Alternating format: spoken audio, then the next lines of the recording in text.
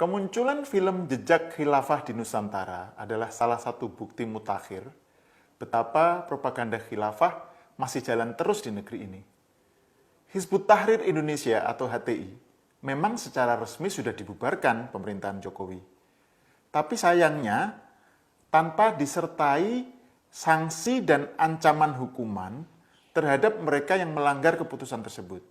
Sehingga ketika para mantan aktivis HTI atau simpatisannya dengan leluasa memanfaatkan kanal-kanal publik mengkampanyekan khilafah dan mencap NKRI sebagai togut dan kafir, ketika ada sekelompok orang yang memakai bendera dan atribut-atribut pro-khilafah, aparat penegak hukum seperti tak berdaya. Padahal pelarangan terhadap HTI harusnya disertai dengan pelarangan terhadap propaganda khilafah. Kalau tidak, propaganda semacam ini berjalan terus dan membesar sampai tujuan utama mereka tercapai, yakni merebut kekuasaan demi tegaknya khilafah. Salah satu pesan utama film Jejak Khilafah adalah menegaskan bahwa khilafah Umayyah, Abbasiyah, dan Utsmaniyah punya jejak di Nusantara. Tujuannya untuk menegaskan bahwa khilafah punya akar historis di Indonesia. Ini adalah pelintiran sejarah yang mengada-ada. Kenapa propaganda semacam ini tetap berlangsung, padahal HTI sudah dibubarkan? Rupanya pendukung khilafah dengan cerdik mengatasnamakan kampanyenya sebagai dakwah dan pengajian. Kalau pemerintahan Jokowi melarangnya, langsung dicap sebagai anti-Islam. Pendukung khilafah juga dengan cerdik memanfaatkan fasilitas demokrasi berupa kebebasan berekspresi. Dengan dalih, mereka kan hanya berwacana tentang khilafah. Bukankah dalam demokrasi ide nggak boleh dikriminalisasi, termasuk ide-ide yang menentang demokrasi? Kalau gitu, boleh dong berwacana tentang khilafah. Begitu dalih mereka. Hal lain, banyak orang terkecoh dan tersihir dengan aksi dan pawai kaum khilafah yang dari segi penampakan lahiriah terkesan tertib, bersih dari sampah, dan santun. Seakan gerakan khilafah adalah gerakan damai. Tapi disitulah persisnya jebakan dan manuver pendukung khilafah. Berlindung di balik baju dakwah dan kebebasan berekspresi untuk memuluskan kampanye dan propaganda khilafah. Padahal kalau kita jeli, propaganda khilafah itu bukan dakwah, juga bukan sekedar diskusi ide, melainkan penggalangan dan pembentukan kekuatan.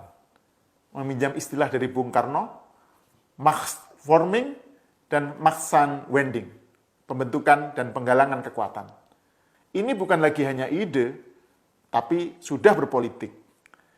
Inilah sejatinya watak propaganda dari pendukung khilafah. Penggalangan kekuatan untuk apa? Nah, kita harus mengajukan pertanyaan ini. Bagaimana caranya mereka menegakkan khilafah di Indonesia?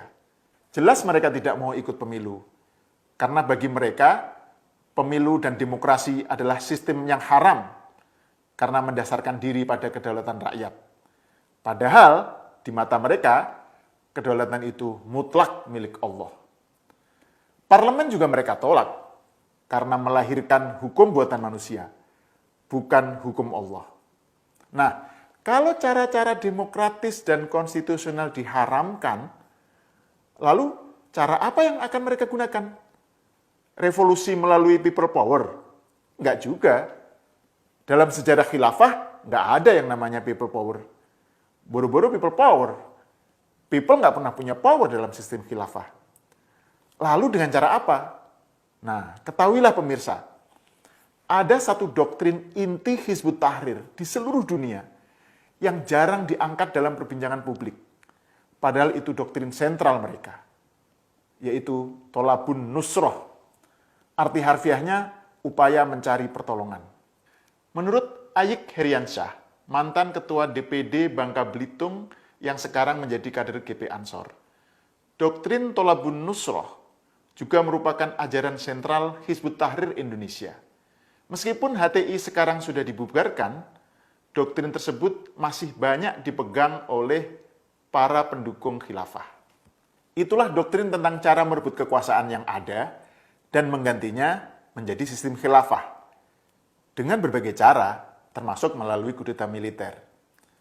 Orang-orang Hizbut Tahrir bisa saja ngeles dengan bilang bahwa Thalabun Nusrah itu aktivitas politik, bukan kudeta militer atau al-inqilab al-askari. Ngeles semacam ini gampang dibantah. Karena Thalabun Nusrah itu ya gabungan antara aktivitas politik dan militer sekaligus dengan tujuan merebut kekuasaan. Jadi aktivitas politik dilakukan oleh pengurus partai, para tutor politik, dan juru propaganda mereka. Tugasnya mengkondisikan agar masyarakat menerima dan mendukung ide-ide khilafah. Inilah aktivitas yang kelihatan di permukaan.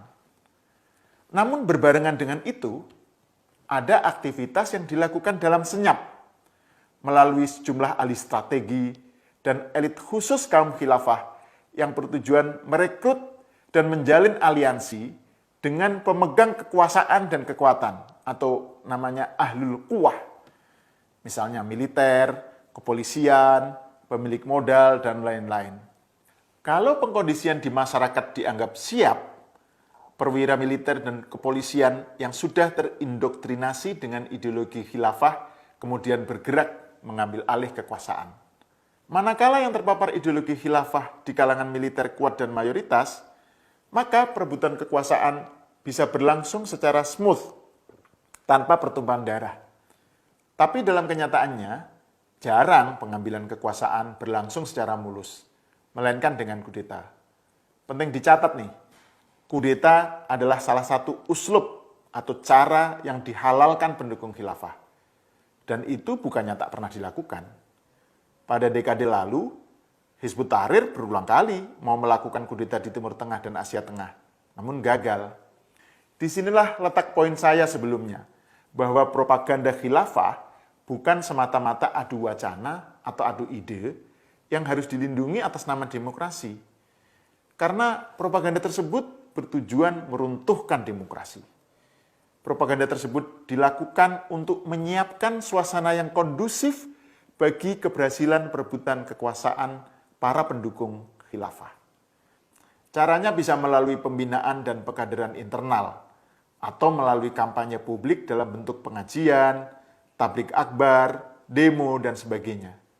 Juga dengan membuat diskusi-diskusi daring maupun luring, memviralkan narasi-narasi yang mendukung khilafah, dan memojokkan pemerintah yang sah.